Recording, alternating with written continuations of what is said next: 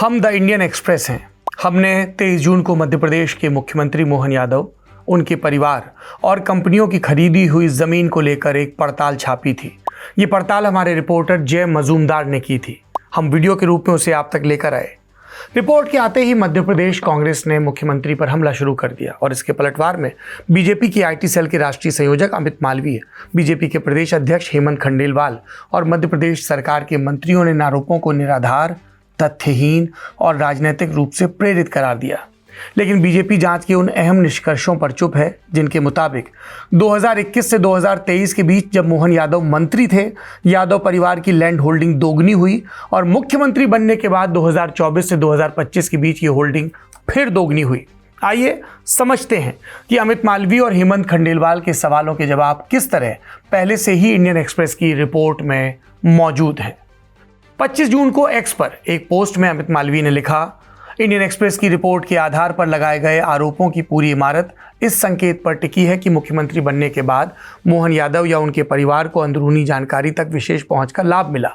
लेकिन सतही जांच भी ये दिखा देती कि ये पूरा अभियान कितना निराधार और तथ्यहीन है।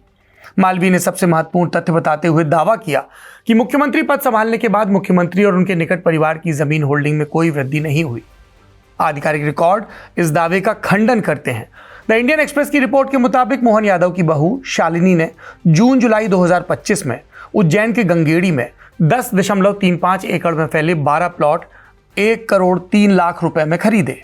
ये जमीन अपग्रेड किए गए उज्जैन बदनगर और उज्जैन इंदौर हाईवे के जंक्शन के पास है। इसी तरह श्री सिद्धि विनायक डेवकॉन्स प्राइवेट लिमिटेड ने दिसंबर 2024 से मार्च 2025 के बीच उज्जैन के सवारा खेड़ी और कस्बा उज्जैन में कुल 2.6 एकड़ के कम से कम 3 प्लॉट 1 करोड़ 43 लाख रुपए में खरीदे। इस कंपनी में मोहन यादव और उनकी पत्नी सीमा की हिस्सेदारी क्रमशः 47.3 और 25.5% है।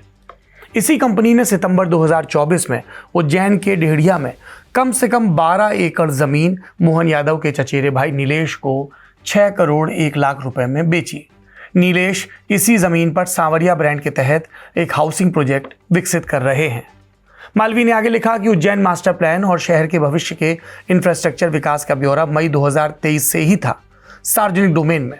यानी मोहन यादव के दिसंबर 2023 में मुख्यमंत्री बनने से कई महीने पहले उन्होंने तर्क दिया कि अगर सड़कों, शहरी विस्तार और इंफ्रास्ट्रक्चर परियोजनाओं का रोड मैप पहले से सार्वजनिक था तो मुख्यमंत्री पद संभालने के बाद उन्हें या किसी और को अंदरूनी लाभ मिलने का सवाल ही कहां उठता है। लेकिन रिकॉर्ड बताते हैं कि मुख्यमंत्री के बेटे वैभव यादव और मंगल मूर्ति इंफ्रा ने मार्च-अप्रैल 2023 में सवारा खेड़ी में कम से कम 30 एकड़ जमीन 9 करोड़ 46 लाख रुपए में खरीदी।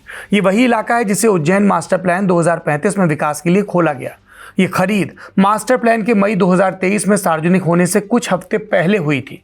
इसके बाद भी परिवार ने इन इलाकों में जमीन खरीदना जारी रखा। जांच में यह भी बताया गया कि भले ही कुछ इंफ्रास्ट्रक्चर परियोजनाएं पहले से विचाराधीन थीं, लेकिन मुख्यमंत्री बनने के बाद मोहन यादव ने सड़क परियोजनाओं की एक लंबी श्रृंखला की घोषणा की। यादव के मुख्यमंत्री बनने के बाद उज्जैन में उनके परिवार की खरीदी गई 168 एकड़ जमीन में से करीब 2/3 जमीन इन नई सड़क कड़ियों और हाईवेज के पास स्थित है। भाजपा प्रदेश अध्यक्ष हेमंत खंडेलवाल ने कहा कि 2023 विधानसभा चुनाव के लिए यादव द्वारा दाखिल हलफनामे में उनके और उनकी पत्नी के नाम की सभी जमीनों का विवरण था और बाद में उनमें कोई बढ़ोतरी नहीं हुई। उन्होंने ये भी कहा कि वैभव यादव के पास मौजूद 16 एकड़ जमीन में भी मोहन यादव के मुख्यमंत्री बनने के बाद कोई वृद्धि नहीं हुई। खंडेलवाल ने कहा 2023 विधानसभा चुनाव के समय श्री सिद्धि विनायक डेवकॉन्स के पास लगभग 68 एकड़ जमीन थी और अब ये घटकर करीब 65 एकड़ रह गई। उनका दावा था कि मोहन यादव का कंपनी की मौजूदा गतिविधियों से कोई संबंध नहीं है क्योंकि उन्होंने 2017 में कंपनी के निदेशक पद से इस्तीफा दे दिया।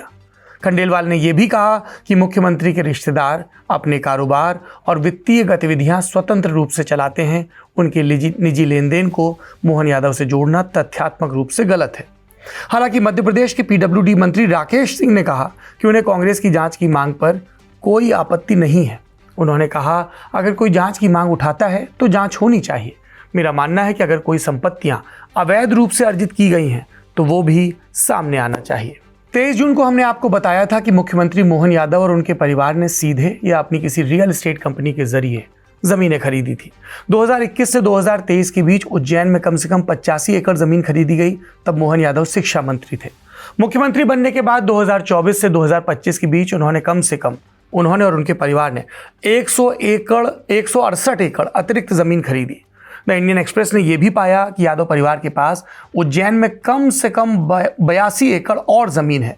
ये या तो पुरानी होल्डिंग है या ऐसी संपत्तियां हैं जिनकी खरीद की तारीख तय नहीं की जा सकी। अगर ये मान भी लिया जाए कि परिवार की 82 एकड़ पुरानी या बिना तारीख वाली ज़मीन 2020 से पहले ही उनके पास थी, तब भी 2021 से 23 के दौरान जब यादव मंत्री बने, उनकी कुल ज़मीन दोगुनी होकर 167 एकड़ हो गई। इसके बाद 2024-25 में जब वो मुख्यमंत्री बने, ये फिर दोगुनी होकर 335 एकड़ तक पहुंच गई। द इंडियन एक्सप्रेस की रिपोर्ट में कहा गया कि मुख्यमंत्री यादव और उनकी पत्नी सीमा के नाम क्रमशः 17 एकड़ और 11 एकड़ ज़मीन है, जिसका खुलासा मोहन यादव ने 2023 की चुनावी हलफनामे में किया था। इसके अलावा वे श्री सिद्धिविनायक डेवकॉन्स प्राइवेट लिमिटेड के जरिए कम से कम 27.5 एकड़ ज़मीन के सहस्वामी भी हैं, जिसमें उनकी 73% हिस्सेदारी है। रिपोर्ट में यह भी कहा गया कि उज्जैन मास्टर प्लान 2023 के मई 2023 में जारी होने से कुछ हफ्ते पहले ही यादव परिवार ने मार्च-अप्रैल 2023 में सावरा खेड़ी में कम से कम 30 एकड़ ज़मीन खरीदी।